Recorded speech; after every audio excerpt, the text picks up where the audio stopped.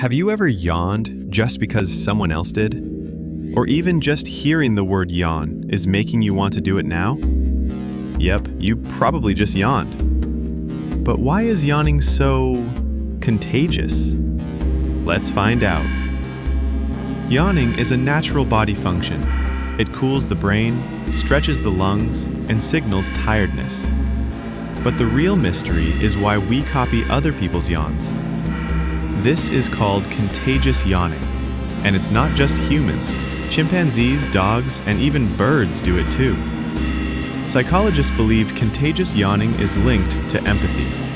When you yawn after someone else, your brain is saying, "I feel you." Studies show people who are more empathetic are more likely to catch yawns. That's why yawning spreads more among friends and family, not strangers.